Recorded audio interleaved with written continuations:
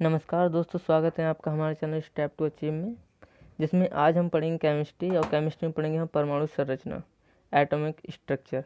क्या होता है एटॉमिक स्ट्रक्चर? ठीक है, जानते हैं हम तो इसके बारे में आज। तो इसमें पढ़ेंगे हम एटॉमिक स्ट्रक्चर में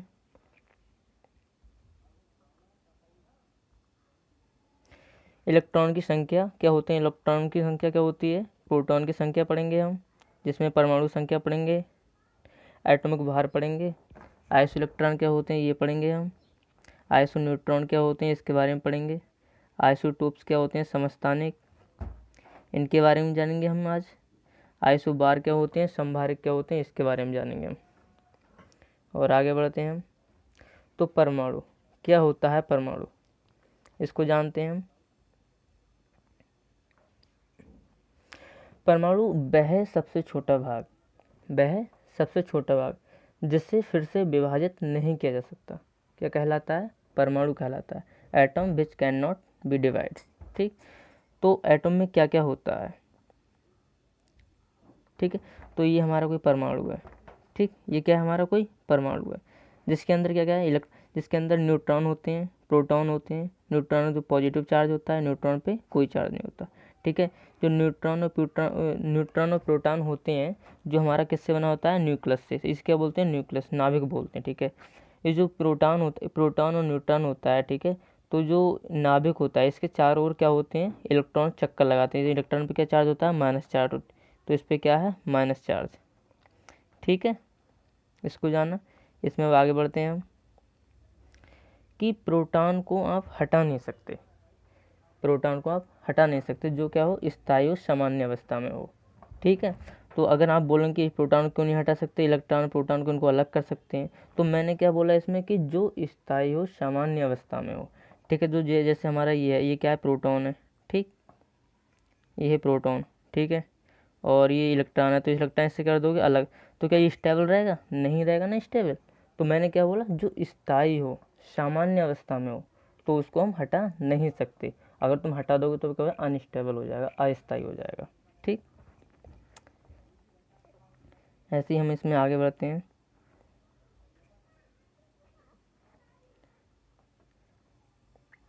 हाँ, परमाणु कैसा होता है? परमाणु न्यूट्रल होता है। कैसा? उदासीन होता है। ठीक है, तो हम इसमें पढ़ेंगे इलेक्ट्रॉन क्या होते हैं। तो इलेक्ट्रॉन पे कैसा चार्ज होता है? इलेक्ट्रॉन वो होते हैं जो परमाणु के चारों ओर चक्कर लगाते हैं। ठीक है, जिन पे निगेटिव चार्ज होता है। तो इलेक्ट्रॉन पे कैसा चार्ज होता है? इलेक्ट्रॉन पे चार्ज होता है निगेटिव। ठीक है, निगेटिव चार्ज होता है। ठीक है, इनमें इकाई ऋण आवेश, इस पे जो चार्ज होता है वो कितना होता है? इस पे चार्ज होता है 1.60 गुणा 10 की पावर ये -19 है। ठीक है, 10 की पावर में 19 कूलाम होता है। ठीक है, तो कितना चार्ज होता है? 1.60 गुणा 10 की पावर -19 होता है। ठीक है, और इसका जो मास होता है, इसका द्रव्यमान, वो कितना होता है? 9.109 गुणा 10 की पावर -31 kg, किलोग्राम होता है। ठीक, तो इलेक्ट्रॉन का द्रव्यमान, जैसे ये क्वेश्चन आया हुआ रेलवे में कि इलेक्ट्रॉन का द्रव्यमान हाइड्रोजन परमाणु के द्रव्यमान का 1/1837 गुना होता है। ठीक, इस बात को ध्यान रखना आप। और इसमें एक एक पॉइंट मैंने ज़रूरी पॉइंट डाला है। ठीक है, तो बहुत ही ज़रूरी है एक एक पॉइंट इसका। ठीक, इसी में हम आगे बढ़ते हैं कि इलेक्ट्रॉन की खोज किसने की थी? बताओ आप कमेंट करके। तो इलेक्ट्रॉन की खोज किसने की थी? जे थॉमसन ने की थी इलेक्ट्रॉन की खोज। ठीक है, एक सीआरटी होता है, सीआरटी की खोज किसने की थी? सीआरटी की खोज भी जे थॉमसन ने की थी। सीआरटी का होता है जो पुराने ज़माने में टीवी आती थी। ठीक है, तो उनमें एक ऐसे करके पिक्चर ट्यूब टाइप की बनी हुई होती थी। ठीक है, उसको बोलते हैं सीआरटी। ठीक है, कैथोड रे ट्यूब्स। ठीक है, और इसमें पढ़ते हैं आगे, प्रोटॉन के बारे में पढ़ते हैं हम। ये तो हो गया इलेक्ट्रॉन। ठीक है, इलेक्ट्रॉन का मास हो गया, इलेक्ट्रॉन पे चार्ज हो गया। ठीक है, ये सारी बातें हो गई। अब पढ़ते हैं हम आगे प्रोटॉन परमाणु का मूलभूत कण है। ठीक है, इसमें क्या है? प्रोटॉन परमाणु का मूलभूत कण है। ठीक है, इसमें इकाई धनावेश, ठीक है, जो इस पर आवेश होता है, इस पर चार्ज होता है, वो कितना होता है? 1.6 गुणा 10 की पावर -19 कूलाम। अच्छा, एक बात और आप इसमें देखो। ठीक है, जो इलेक्ट्रॉन पे आवेश होता है वो होता है माइनस में। क्या लिखा है इसके आगे? माइनस में। ठीक है, ऋणावेश। तो ऋणावेश का क्या मतलब होता है? माइनस। ठीक है, तो इलेक्ट्रॉन पे आवेश होता है वो 1.6 गुणा 10⁻⁻19 होता है, ठीक है। और जो प्रोटॉन पे आवेश होता है इस पे पॉजिटिव होता है, तो क्या लिखा है, प्रोटॉन पे चार्ज कैसा होता है, पॉजिटिव होता है, ठीक है। हाँ, तो ये क्या लिखा है, धनावेश। धनावेश का मतलब क्या होता है, पॉजिटिव चार्ज। और कितना चार्ज होता है, 1.60 गुणा 10⁻⁻19 कूलाम, ठीक होता है। और इसका द्रव्यमान कितना होता है, इसका द्रव्यमान होता है 1.67202 गुणा 10⁻⁻27 kg, ठीक है। और इलेक्ट्रॉन का क्या द्रव्यमान होता है, 9.1 गुणा 10⁻⁻31 kg, ठीक। तो प्रोटॉन पे क्या चार्ज होता है, प्रोटॉन पे पॉजिटिव चार्ज होता है। और प्रोटॉन की खोज किसने की थी, बताओ तो किसने की थी प्रोटॉन की खोज, आप बोलेंगे रदरफोर्ड ने की थी, मैं बोलूँगा गोल्डस्टीन ने की थी, है ना, ठीक है। तो इसकी खोज किसने की थी, गोल्डस्टीन ने। और इसकी खोज या रदरफोर्ड ने की थी, ठीक है। तो अगर ऑप्शन में हो आपके पास गोल्डस्टीन हो, ठीक है, तो गोल्डस्टीन लगा के आना है, ठीक है। अगर रदरफोर्ड है, ठीक है, अगर ऑप्शन में दोनों मिल जाते हैं, ठीक है, तो आपको क्या करना है, गोल्डस्टीन को लगा के आना है। अगर ऑप्शन में गोल्डस्टीन में से रदरफोर्ड है तो रदरफोर्ड को लगा दो, गोल्डस्टीन है तो गोल्डस्टीन लगा दो, ठीक है। दोनों में से एक लगा सकते हैं, अगर दोनों है तो किसको लगा के आना है, गोल्डस्टीन को, ठीक। अब इसी में हम आगे बढ़ते हैं। न्यूट्रॉन पर चार्ज, तो न्यूट्रॉन पर क्या चार्ज होता है, ठीक है, न्यूट्रॉन पर जीरो चार्ज होता है, ठीक है। मतलब जीरो का मतलब ये होगा कि इसको कैसे लिखते हैं हम, न्यूट्रॉन पर कैसे चार्ज होता है, जीरो, इस तरह से, ठीक। कैसा होता है, उदासीन होता है, ठीक। अच्छा, न्यूट्रॉन का मास क्या होता है, न्यूट्रॉन का मास होता है 1.675 गुणा 10⁻⁻27 kg होता है, ठीक। इसकी खोज किसने की थी, जेम्स चैडविक ने की थी। परमाणु में द्रव्यमान होने की, अच्छा जो एटम होता है, ठीक है, इसमें क्या होता है, द्रव्यमान होता है, मास होता है। तो उसकी सबसे जो मुख्य वजह होती है, ठीक है, उसकी जब सबसे मुख्य वजह होती है वो क्या होती है, न्यूट्रॉन, कि न्यूट्रॉन की वजह से परमाणु के अंदर द्रव्यमान होता है। आप कहेंगे इलेक्ट्रॉन भी होता है उसके अंदर, तो प्रोटॉन भी होता है, हाँ, तो वो सही बात है कि उसकी वजह से ही होता है, लेकिन जो सबसे मुख्य वजह होती है वो क्या होती है, न्यूट्रॉन, ठीक है। तो इसमें जानेंगे कि जो, अच्छा, सबसे ज़्यादा द्रव्यमान कितना, ऑर्डर ऑफ मास, ठीक है।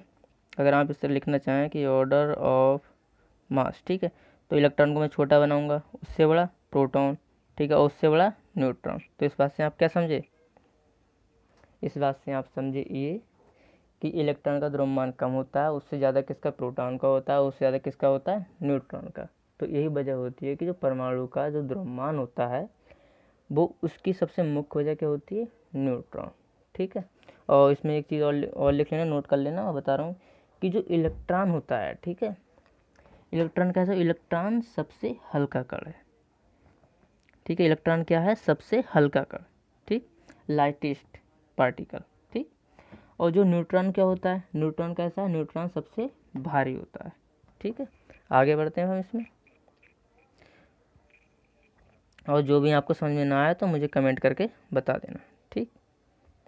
अच्छा, हाँ, जो इलेक्ट्रॉन होता है, ठीक है, इलेक्ट्रॉन को और क्या कहा जाता है, ठीक, तो इलेक्ट्रॉन को आवेश का हस्ताक्षर कहा जाता है, ठीक, सिग्नेचर ऑफ चार्ज, ठीक, आवेश का हस्ताक्षर कहा जाता है, किसको कहा जाता है, इलेक्ट्रॉन को, ठीक। अगर आपसे ऐसे क्वेश्चन आ जाए कि अगर इलेक्ट्रॉन, इससे पूछ लें आपसे, क्या कहते हैं कि इलेक्ट्रॉन का हस्ताक्षर किसे कहा जाता है, तो आप क्या बताएंगे, किसे कहा जाता है, तो इलेक्ट्रॉन का हस्ताक्षर किसे कहा जाता है, मतलब इलेक्ट्रॉन का नहीं, आवेश का हस्ताक्षर, तो आवेश का हस्ताक्षर किसको कहा जाता है, इलेक्ट्रॉन को कहा जाता है, ठीक। अच्छा, नाभिक, ठीक, मैंने अभी दिखाया था आपको कि नाभिक, तो नाभिक के अंदर क्या क्या होता है, तो नाभिक के अंदर प्रोटॉन होता है, प्रोटॉन होता है प्लस के न्यूट्रॉन होता है, ठीक। फिर से दिखा देता हूँ आपको ये नाभिक का स्ट्रक्चर। हाँ, तो क्या है ये नाभिक, तो नाभिक के अंदर क्या क्या होता है, नाभिक के अंदर प्रोटॉन होता है प्लस के न्यूट्रॉन होता है, न्यूक्लियस, ठीक। इसको क्या बोलते हैं हम, नाभिक, ये, ठीक, जो ये अंदर है ये, इसको इतने को क्या बोलते हैं, नाभिक, ठीक है, क्या, नाभिक बोलते हैं इसको, ठीक। तो नाभिक के अंदर क्या क्या होता है, क्या याद रखेंगे आप, न्यूट्रॉन होता है, ठीक है, प्रोटॉन्स होते हैं, ठीक है। अब आएगा इसमें कि, अब उसमें हम आगे पढ़ते हैं, उसमें क्या था कि जो न्यूट्रॉन होते हैं, प्रोटॉन्स होते हैं, इलेक्ट्रॉन्स होते हैं, ठीक है, तो ये बने किससे होते हैं, बताओ किससे बने होते हैं ये। हाँ, तो नाभिक के अंदर हमने पढ़ लिया कि नाभिक के अंदर क्या क्या होता है, प्रोटॉन होता है, न्यूट्रॉन होता है, और ये किससे बने होते हैं, तो ये किससे बने होते हैं, क्वार्क से बने होते हैं। क्वार्क की खोज किसने की थी, क्वार्क की खोज की थी जलमैन ने, ठीक। तो जो प्रोटॉन होता है, ठीक है, तो जो प्रोटॉन होता है वो हमारा 2 अप क्वार्क से बना होता है, ठीक है। तो ये क्वार्क होते हैं, इसमें देखते हैं हम आगे। अच्छा ये छिप गया है तो मैं इसको आपको बता देता हूँ लिख के कि जो क्वार्क होते हैं, ठीक है, इस साइड में, इसमें बता दे रहा हूँ, इस साइड में इसे समझाएंगे आप, ठीक है। जो हमारे क्वार्क होते हैं, ठीक, क्वार्क, तो ये दो तरह के होते हैं। एक तो होता है अप क्वार्क, ठीक है, एक होता है डाउन क्वार्क, ठीक। तो जो अप क्वार्क पे जो चार्ज होता है वो होता है 2/3 किसका, प्लस का। डाउन क्वार्क पे जो चार्ज होता है वो होता है 1/3 किसका, माइनस का, ठीक है।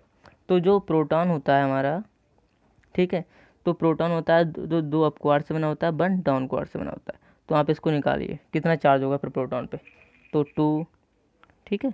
यहाँ पर ये मल्टीप्लाई का साइन है, 2 मल्टीप्लाई अप क्वार्क की वैल्यू कितनी है, अप क्वार्क पे कितना चार्ज है, 2/3।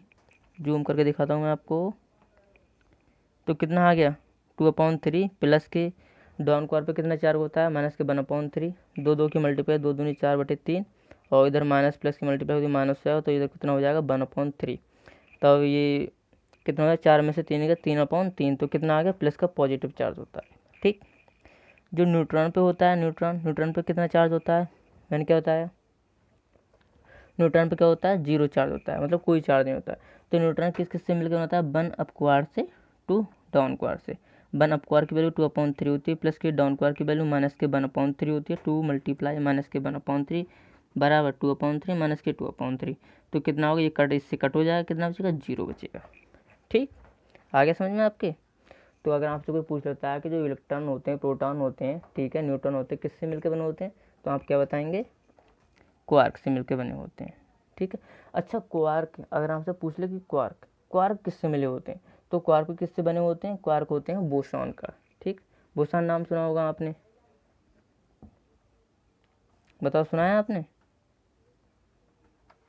तो अगर आपसे पूछ लेता है, ठीक है, किससे बने होते हैं जी, कि क्वार्क भी किससे मिलके बने होते हैं, तो ये किससे बने होते हैं, बोसॉन से बने होते हैं, ठीक है। तो अच्छा अगर आपसे पूछ ले कि सबसे छोटा संभावित कण, ठीक है। अच्छा आपको इस कुछ बोसॉन के बारे में थोड़ा बताता हूँ, क्या है ये बोसॉन, कि अगर आपसे पूछ लेता है कि सबसे छोटा संभावित कण क्या है, तो आप क्या बताएंगे,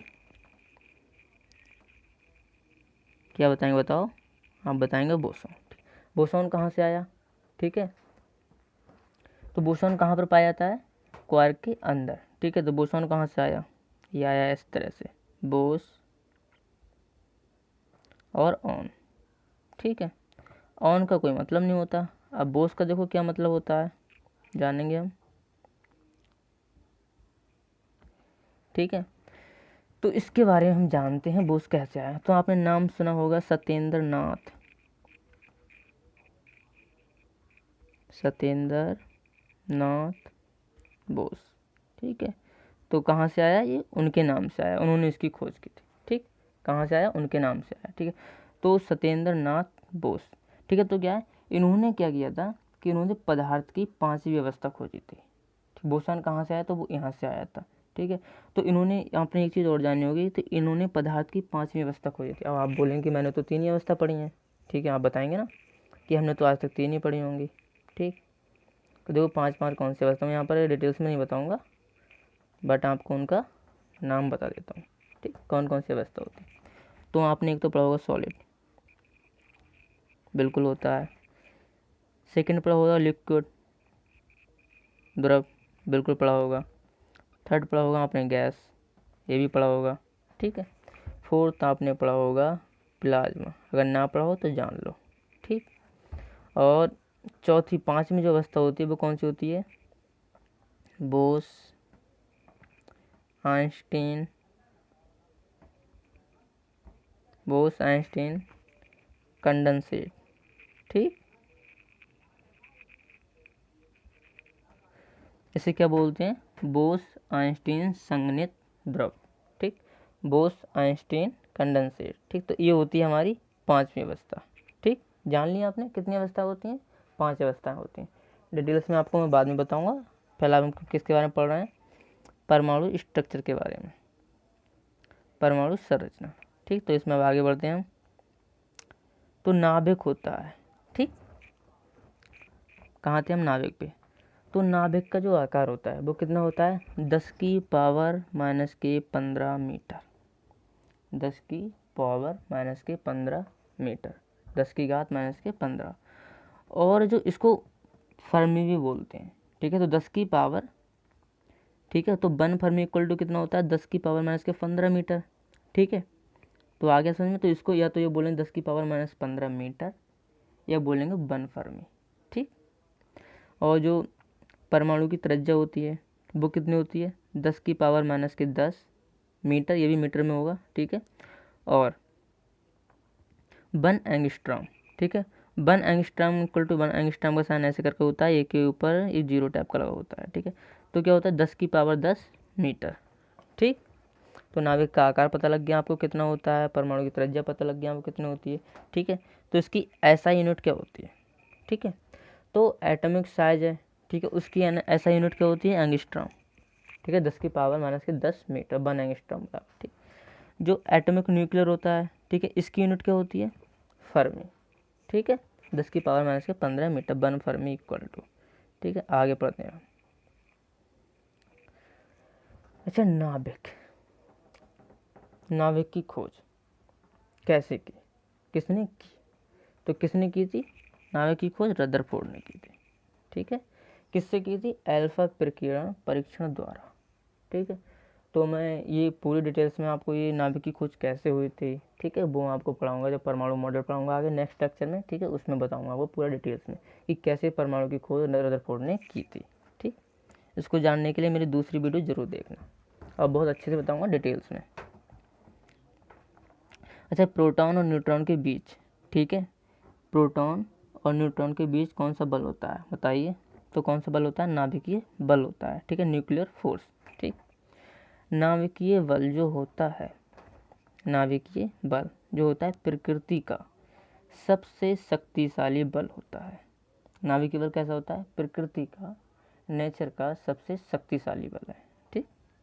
नाभिक में नाभिकीय ऊर्जा, ठीक है, नाभिक में कौन सी ऊर्जा होगी, अगर नाभिक है तो नाभिक में कौन सी ऊर्जा होगी, तो नाभिक में कौन सी ऊर्जा होगी, नाभिक में नाभिकीय ऊर्जा होगी, ठीक है। आगे पढ़ते हैं हम, परमाणु संख्या।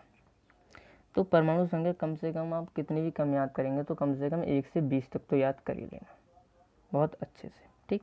अच्छा, कुछ ट्रिक है, मैं अगर ये कहीं की अप्लाई होती भी है, कहीं की अप्लाई नहीं भी होती है, लेकिन मैक्सिमम केस में अप्लाई हो जाती है, वो भी एटॉमिक नंबर 20 तक, ठीक है। तो अगर किसी का एटॉमिक नंबर सम संख्या है, क्या है, सम संख्या, ठीक है, तो उसका एटॉमिक मास मतलब कि परमाणु द्रव्यमान उसका निकालेंगे तो कितना आएगा, तो आप 2 इंटू परमाणु क्रमांक ऐसे करके निकाल सकते हैं, केवल 20 तक ही कर सकते हैं ऐसा, ठीक है। दूसरा, अगर परमाणु संख्या विषम है तब कैसे निकालेंगे atomic mass, 2 into atomic number plus के 1, परमाणु क्रमांक का दुगना करके प्लस 1 कर देंगे अगर ऑड नंबर है तब, ठीक। आगे आपको बताता हूँ, अब अच्छे से समझ पाएंगे। देखिए, जैसे 20 तक में क्या होता है, ठीक है, जो 20 तक हमारे एलिमेंट होंगे, ठीक, समझते हैं हम आगे कैसे। तो 20 तक हमारे एलिमेंट होंगे तो उसमें क्या होगा कि हाइड्रोजन, ठीक है, और ये बेरिलियम होता है, बेरियम होता है, जो भी हो आप देख लेना, ठीक है, नाइट्रोजन, Cl, क्लोरीन और आर्गन, ठीक है। इसमें क्या होगा कि इनको छोड़ के तो बाकी जो एलिमेंट बचे 20 तक, ठीक है, बाकी जो एलिमेंट बचे 20 तक, ठीक है, उसमें क्या होगा, उसमें आप जो अभी मैंने जो फॉर्मूला बताया कि अगर सम संख्या होगा तो उसके परमाणु क्रमांक का दुगना कर दो, क्या हो जाएगा, उसका द्रव्यमान निकल आएगा। अगर विषम संख्या होगा तब क्या होगा, परमाणु क्रमांक का दुगना करके प्लस का 1 कर दो, तब क्या निकल आएगा, हमारा परमाणु द्रव्यमान। तो हाइड्रोजन हो गया, और बी का मतलब होता है बेरिलियम, और नाइट्रोजन, क्लोरीन, आर्गन, इनको छोड़ के, ठीक है। फिर हम आगे बढ़ते हैं, ठीक है, इनको छोड़ के तो आप 1 से 20 तक कैसे याद, हाँ, तो पहला एलिमेंट क्या होता है, hydrogen, helium, lithium, beryllium, boron, carbon, nitrogen, oxygen, fluorine, न्यून, ठीक है। फिर ये सोडियम हो गया Na, magnesium, aluminium, silicon, phosphorus, sulphur, ठीक है, क्लोरीन हो गया, आर्गन हो गया, पोटेशियम हो गया और ये कैल्शियम हो गया। ठीक, तो हाइड्रोजन का एटॉमिक नंबर क्या होता है, परमाणु क्रमांक 1 होता है। ठीक है, और हीलियम, अच्छा एक हाइड्रोजन एक ऐसा एलिमेंट होता है, ठीक है, जिसका परमाणु क्रमांक, ठीक है, और परमाणु द्रव्यमान क्या होता है, दोनों सेम होते हैं। ठीक है, और हीलियम का, हाँ तो फार्मूला अप्लाई करके देखो, हीलियम का परमाणु क्रमांक 2 होता है, तो दो कैसा सम नंबर है, तब कैसा होगा, 2 दूनी 4, इसका परमाणु द्रव्यमान होगा। लिथियम का परमाणु क्रमांक क्या होता है, 3 होता है, तो 3 का दुगुना करेंगे, 3 कैसा ऑड नंबर है, 3 का दुगुना करेंगे, 3 दूनी 6 प्लस के 7, परमाणु द्रव्यमान हो गया। ठीक है, ऐसे ही यहाँ पे सारे एलिमेंट में अप्लाई करके निकाल सकते हैं। अच्छा इनको याद कैसे करें, तो हा ही ली बे बक नोप नी, हा ही ली बे बक नोप नी, ऐसे करके आप ट्रिक से याद कर सकते हैं। दूसरे जब 11 से याद करेंगे, परमाणु क्रमांक 11 पे क्या होता है, सोडियम होता है, तो ना मांगूं, क्या बोलेंगे, ना मांगूं आलसी, ना मांगूं आलसी पास्कल, आमिर खान कैल्शियम पीता है। तो आप ना से Na फॉर सोडियम, ठीक है, मांगू फॉर मैग्नीशियम, ऑल फॉर एल्युमिनियम, सी फॉर सिलिकॉन, पा फॉर फास्फोरस हो गया, और सा फॉर एस फॉर सल्फर हो गया, और ये कल Cl क्लोरीन। ठीक है, और आर फॉर आर्गन क्या हो जाएगा, आमिर खान। ठीक है, के फॉर खान, और सी फॉर कैल्शियम, और क्या होगा, कैल्शियम पीता है। तो आप ऐसे करके याद कर सकते हैं। आगे बढ़ते हैं हम इसी में, रिप्रेजेंट ऑफ एलिमेंट। ठीक है, एलिमेंट को कैसे रिप्रेजेंट करते हैं। ठीक है, तो आप इसको ऐसे कर समझें। ठीक है, ये क्या है हमारा, एक्स कोई एलिमेंट है, ठीक है, एक्स कोई तत्व है, ठीक है, और ये क्या है हमारा, परमाणु द्रव्यमान, और जेड क्या है हमारा, परमाणु क्रमांक, और जो इधर होगा वो क्या होगा, चार्ज होगा। ठीक है, तो हम ऐसे करके याद सकते हैं कि एक्स कोई एलिमेंट है, एक्स कोई तत्व है, तो उसके पैर में क्या है, उसके पैर में पेज है, पेज फॉर प्रोटॉन, इलेक्ट्रॉन, और जेड फॉर परमाणु क्रमांक। ठीक, और सर में क्या है उसके, एटॉमिक भार। ठीक हो गया ना आपको याद, ऐसे करके समझ, पैर में क्या है, पेज, सर में क्या है, ए फॉर परमाणु भार। ठीक है, तो अब इसमें मैंने क्या होता है, क्या जानेंगे, परमाणु क्रमांक, परमाणु संख्या क्या होती है, परमाणु संख्या, तो परमाणु संख्या किसके बराबर होता है, प्रोटॉन की संख्या के बराबर होता है। प्रोटॉन की संख्या किसके बराबर होती है, इलेक्ट्रॉन की संख्या। मतलब इसका ये हो गया कि परमाणु जितने होंगे किसी एलिमेंट में, उतने ही नंबर्स ऑफ प्रोटॉन्स होंगे, उतने ही नंबर्स ऑफ इलेक्ट्रॉन होंगे।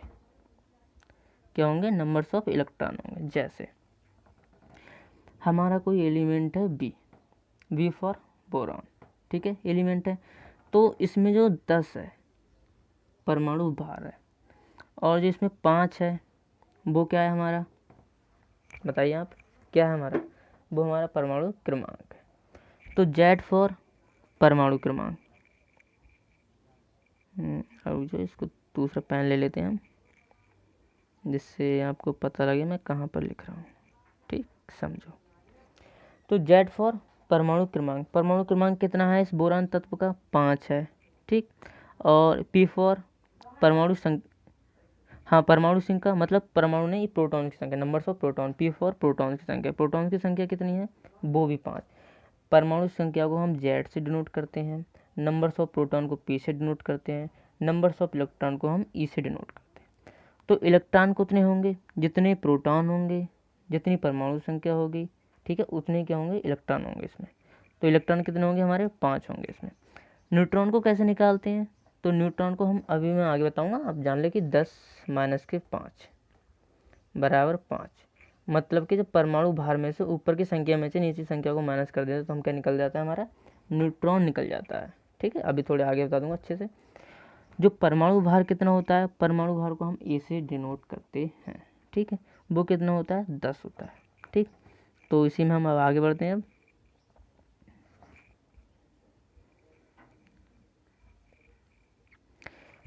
जैसे हमारा कोई एलिमेंट है, ठीक है, एलिमेंट क्या है, सोडियम। तो सोडियम का परमाणु क्रमांक कितना होता है, अच्छा एक बात बताइए आप, सोडियम फॉर क्या होता है, Na, sodium for Na, oxygen for O। तो आप बोलेंगे इसे Na क्यों कहा जाता है, ठीक है, तो Na कहाँ से आया, ठीक है, तो इसका दूसरा नाम होता है नेट्रियम, ठीक है, तो वहाँ से आया ये Na, ठीक। जब मैं आपको पीरियोडिक टेबल पढ़ाऊँगा उसमें तब बताऊँगा मैं आपको इसके बारे में, ठीक है। तो आप इतनी बार जान लीजिए कहाँ से आया, ठीक है।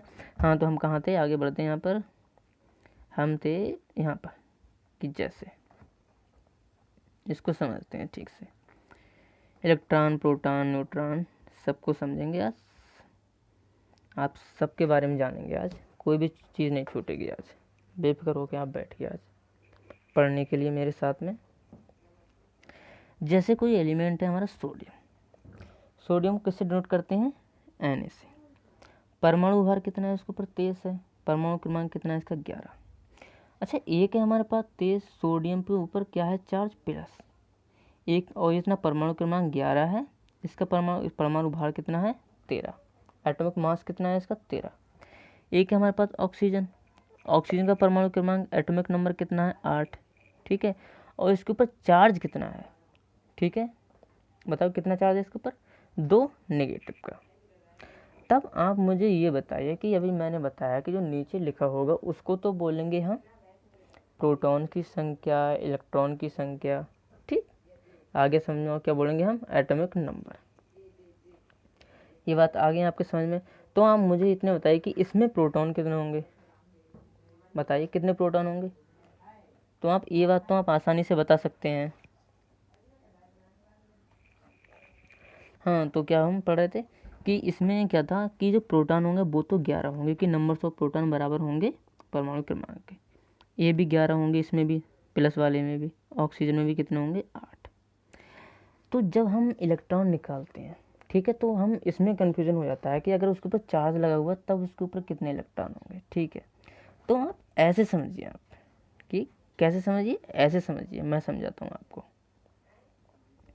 तो जैसे मैंने इसमें नीचे लिखा है कि जैसे सोडियम, ये वाला सोडियम है, ये वाला, इसमें कितने हैं, 11 इलेक्ट्रॉन, ठीक है।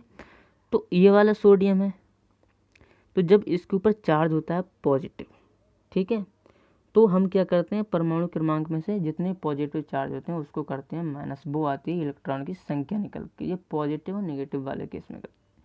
तो इसके अंदर कितने होंगे, 11 माइनस के 1, एक चार्ज है उसके ऊपर, 11 माइनस के 1 कितने हो जाएंगे, 10। ऐसे ही ऑक्सीजन के ऊपर कितना चार्ज है, 2 चार्ज है, 2 नेगेटिव है। जब माइनस वाला होगा तब क्या करेंगे, पॉजिटिव करेंगे, ठीक है, प्लस वाला होगा तब माइनस करेंगे। तो कितना हो जाएगा चार्ज, 8 और 2 10, तो कितने इलेक्ट्रॉन आएंगे इसमें, 10। तो आप यहाँ पर एक बात और जान सकते हैं कि मैंने आपको बताया था स्टार्टिंग में कि हम जानेंगे आइसो इलेक्ट्रॉन, सम इलेक्ट्रॉन क्या होते हैं, बताया था मैंने आपको। तो यही होते हैं सम इलेक्ट्रॉन, ठीक है। तो इसमें भी 10 हैं, इसमें भी 10 हैं, तो ये एलिमेंट क्या हो जाएंगे, इसमें सम इलेक्ट्रॉन हो जाएंगे, ठीक है। अब मैं जानूंगा इसको प्लस माइनस कैसे करते हैं ये बताऊंगा। जैसे ये क्या है, कोई भी हुआ, ठीक, ये कोई व्यक्ति है, अच्छा नहीं बना तो कोई बात नहीं, बंद तो गया, ये कोई व्यक्ति है। अब क्या हुआ, इस व्यक्ति के सर पे हैं बाल, ठीक है, बाल हैं। अब क्या हुआ कि आपके सर से बाल गिरने लगे, एक बाल आपके सर से गिर गया, आपके ऊपर चार्ज कैसा आ गया, जब आप किसी को कोई चीज़ देते हैं आपके ऊपर कैसा चार्ज आता है, पॉजिटिव। तो नाइट्रोजन के ऊपर बाल था एक, वो आपका गिर गया, चार्ज कैसे आ गया, पॉजिटिव। चार्ज आ गया पॉजिटिव, लेकिन आपके पास बाल थे वो तो हो गए कम। तो हमारे पास था परमाणु क्रमांक 11, ठीक था 11। अब एक हमारे पास बाल था, वो क्या हुआ, हमारा चला गया, चला हो गया, तो बाल कितने हो जाएंगे, कम हो जाएंगे, ठीक है। तो उसको करेंगे हम माइनस, तो कितने बचे, 10, समझ गए। ऐसे क्या होगा, जब हम किसी से कुछ लेते हैं, एक बाल हमने किसी से उधार ले लिया, ठीक है, ले लिया, एग्जाम्पल समझने के लिए समझ लो, ठीक है, ले लिया। तो हमारे के ऊपर क्या चार्ज कैसा आ गया, जैसे यहाँ पर 2 लिए मैंने, ठीक, तो हमारे पास चार्ज कैसा आ गया, नेगेटिव, 2 नेगेटिव चार्ज हो जाएगा। तो हमारे पास बाल थे पहले, जितने बाल थे, अब क्या होंगे उसमें प्लस हो जाएंगे, प्लस हो जाएंगे तो कितने, 8 हो जो 10, कितने होंगे, 10 इलेक्ट्रॉन, ठीक है। पॉजिटिव केस होगा तब क्या करेंगे, नेगेटिव केस होगा तब क्या करेंगे, समझ गए आप अच्छे से, ठीक है, ऐसे हम आगे बढ़ते हैं। परमाणु द्रव्यमान, परमाणु द्रव्यमान क्या होता है?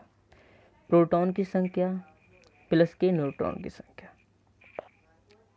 प्रोटॉन की संख्या, इसको A बराबर लिख सकते हैं हम P प्लस के N।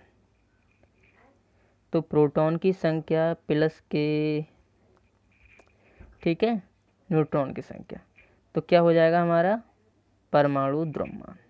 ठीक, ये सब एक दूसरे कनेक्टेड है, आपको सब याद हो जाएगा। एक बार इसको वीडियो देखना अच्छे से, फिर से देखना, समझ में नहीं आए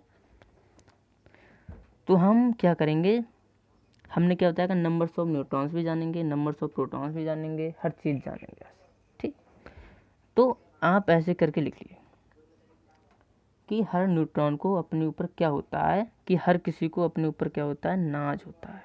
क्या होता है? नाज होता है। तो नाज से हम कैसे याद करेंगे? N फॉर A माइनस के Z, बन गया फार्मूला नाज से। तो नाज फॉर नंबर्स ऑफ न्यूट्रॉन की संख्या निकालेंगे तो A माइनस Z, मतलब कि परमाणु भार में से हम क्या कर देंगे, परमाणु भार में से हम परमाणु क्रमांक को माइनस कर देंगे, तब क्या हो जाएगा, नंबर्स ऑफ न्यूट्रॉन्स निकल आएंगे। जब हम परमाणु द्रव्यमान निकालेंगे तो जो प्रोटॉन की संख्या होगी प्लस जो न्यूट्रॉन की संख्या होगी वो क्या होगी, हमारा परमाणु द्रव्यमान होगा। ठीक, आगे समझते हैं। तो हर परमाणु को खुद पर क्या होता है, नाज होता है। ठीक, तो हम इसको ऐसे करेंगे N बराबर A माइनस के Z, इससे क्या निकल आएगा, न्यूट्रॉन्स की संख्या निकल आएगी। ठीक, निकल आएगी। तो मैंने अभी आपको, आगे बढ़ते हैं हम, ये चीज़ समझ गए होंगे आप। ठीक, तो मैंने आपको बताया था, नोट करके लिखिए आप, नोट डाल के लिखिए कि जो एटॉमिक मास होता है, परमाणु द्रव्यमान होता है, वो greater than equal to atomic mass होता है। किसी भी तत्व का जो परमाणु द्रव्यमान होगा, ठीक है, वो क्या होगा, या तो उस एटम के बराबर होगा या उससे हमेशा बड़ा होगा। ठीक है, अब बराबर क्यों होगा, तो ये सिर्फ एक एलिमेंट के लिए है। ठीक है, क्योंकि जो हाइड्रोजन को लगाकर केवल एक एलिमेंट है इस कैटेगरी में, इसलिए हम इस फार्मूले को इस तरह से लिख सकते हैं, वरना हम इसको ऐसे कभी नहीं लिखेंगे, वरना हमेशा ग्रेटर देन ही होगा। तो जो हाइड्रोजन होता है, हाइड्रोजन एलिमेंट, इसका जो परमाणु क्रमांक और परमाणु Z और ये द्रव्यमान संख्या दोनों बराबर होती हैं। ठीक है, तो आप इसलिए इसको लिख सकते हैं कि हाइड्रोजन को लगाकर, क्योंकि सिर्फ इसका परमाणु द्रव्यमान और परमाणु संख्या बराबर होती हैं। ठीक है, आगे बढ़ते हैं इसी में हम। अब मैं उम्मीद करता हूँ कि आपको समझ में आया होगा जो मैंने पढ़ाया। ठीक है, अब हम पढ़ेंगे कि आइसोटोन या समन्यूट्रॉनिक क्या होते हैं। ठीक है, समन्यूट्रॉनिक क्या होते हैं, जैसे इनमें क्या होता है कि इनमें न्यूट्रॉनों की संख्या समान होती है। न्यूट्रॉनों की संख्या क्या होती है, समान होती है। ऊपर एक फार्मूला लिख रहा हूँ, A बराबर A माइनस के Z।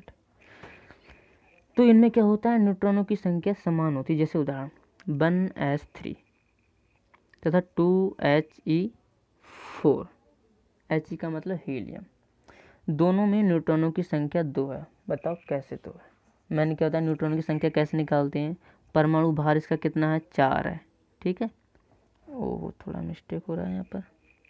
अच्छा हाँ, एक चीज़ और, जो हम 2He4, ठीक है, जो परमाणु द्रव्यमान होता है वो, ठीक है, हम इधर भी लिख सकते हैं और इधर भी लिख सकते हैं। ठीक है, अगर इधर पॉजिटिव और नेगेटिव लिखा है हमेशा, ठीक है, पॉजिटिव होगा या नेगेटिव होगा तो वो हमेशा चार्ज होगा। ठीक है, लेकिन आपको ये बात याद रखना है कि इधर भी लिख सकते हैं, इधर भी लिख सकते हैं। ठीक, तो आप बोलेंगे कि आपने गलत बताया वहाँ पर, तो मैं ये चीज़ पहले बता दे रहा हूँ आपको। फिर आगे बढ़ते हैं हम। ठीक है, आगे क्या करते हैं हम, हाँ, तो हम क्या करेंगे, हीलियम 2He4। ठीक है, तो परमाणु द्रव्यमान कितना है इसका, 4 है। हाँ, परमाणु द्रव्यमान कितना है इसका, 4, तो 4 में से 2 कर दो, माइनस कितना आ जाएंगे, 2 न्यूट्रॉन आ जाएंगे। ऐसे ही हाइड्रोजन का परमाणु, इसके 1He4। अच्छा, जो आप कहेंगे मैंने बताया कि हाइड्रोजन जो होता है उसका तो परमाणु द्रव्यमान आपने 1 बताया था, तब इसमें 1s3 कैसे हो गया। ठीक है, तो क्या होता है, ये हाइड्रोजन का समस्थानिक है 1s3। ठीक है, ये हाइड्रोजन का क्या है, समस्थानिक। समस्थानिक आपको आगे बताऊंगा समस्थानिक क्या होते हैं। ठीक है, फिर आप समझ जाएंगे। कि हाइड्रोजन कितने समस्थानिक होते हैं, इनका स्थान क्या होता है। ठीक, तो आप अभी इतना समझ लीजिए। ठीक है, फिलहाल आपने मैंने जो बात आपको बताई कि हाइड्रोजन का द्रव्यमान और परमाणु क्रमांक हमेशा एक होता है, तो एक होता है। ठीक, तो इसमें क्या है कि हाइड्रोजन क्या है, समस्थानिक है। ठीक है, तो 1s3, तो इसका द्रव्यमान कितना है 3, 3 माइनस के 1 कितना हो जाएगा 2। ठीक है, आगे समझ में आपके, तो न्यूट्रॉनों की संख्या निकालना आ गया। तो इसको बोलते हैं जिनमें न्यूट्रॉनों की संख्या बराबर होती है, उसको क्या बोलते हैं, सम न्यूट्रॉनिक। ठीक है, ऐसे हम इसमें पढ़ते हैं। आइसो इलेक्ट्रॉनिक क्या होते हैं, ये तो मैंने आपको पहले भी बता दिया था। अभी पहले जो सोडियम वाला क्वेश्चन आया था, Na+ वाला और ऑक्सीजन 2- वाला। ठीक, तो इनमें क्या होता है, परिभाषा से आप समझ लीजिए कि इनमें इलेक्ट्रॉनों की संख्या समान होती है। ठीक है, उदाहरण जैसे नी, एनी फॉर न्यू। ठीक है, और दूसरा क्या है हमारा सोडियम, सोडियम Na+, दूसरा क्या है हमारा मैग्नीशियम, और तीसरा क्या है एल्युमिनियम। ठीक है, मैं तीनों को आपको निकाल के बताता हूँ, बेफिक्र रहिए, एक एक चीज़ समझाऊंगा आपको।